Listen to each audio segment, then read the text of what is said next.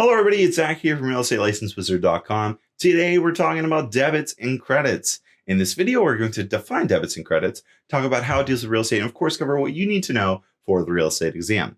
Let's get started. So what are debits and credits? Well, debit is money you owe, while credit is money owed to you.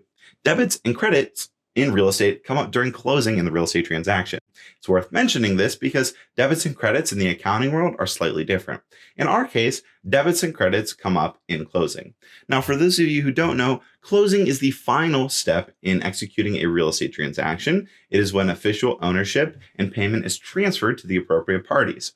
Closing usually occurs after a purchase agreement is made and the title is now ready to be transferred. Now, on most purchase agreements, there will be a debit and credit section. The debit section highlights items that you owe at closing. At the same time, the credit section covers items that are owed to you. Generally speaking, these debits and credits go hand in hand, meaning a debit is usually balanced by a credit. They typically coexist with each other. For example, if a seller is credited for repairs on a house, there will be a debit for the buyer in the same amount.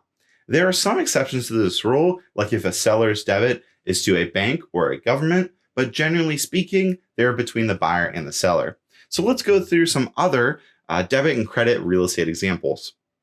So I think the most common debit and credit real estate example is when a buyer puts down an earnest deposit. Now, an earnest deposit or earnest money is a deposit made to a seller representing a buyer's good faith to buy a home. Now, at closing, buyers will be credited for this in the form of a credit. Now, here are some other debit and credit real estate examples.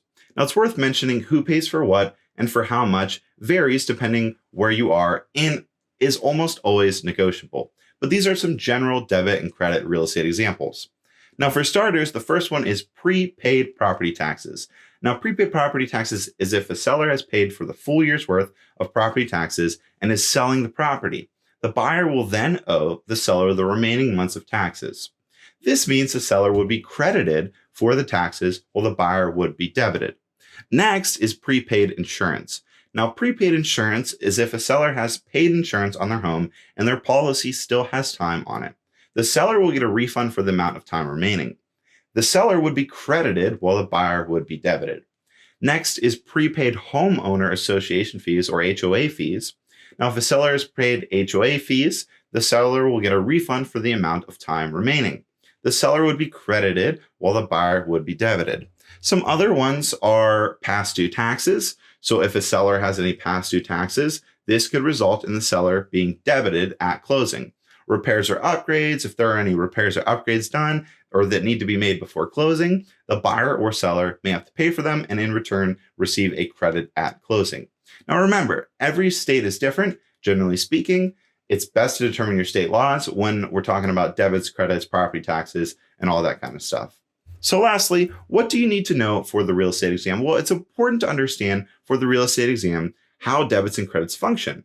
You might not exactly be asked what a debit or credit is, but you will be asked questions that directly have to deal with debit and credit. You'll have to use your knowledge in these aspects to figure out property taxes, proration, closing problems, and more. But yeah, that's pretty much everything you need to know about debits and credits. If you do have any comments or questions, please leave them down below. And of course, don't forget to like and subscribe for more real estate exam related stuff. Thank you so much for watching. As always, this is Zach from realestatelicensewizard.com. Make today magical.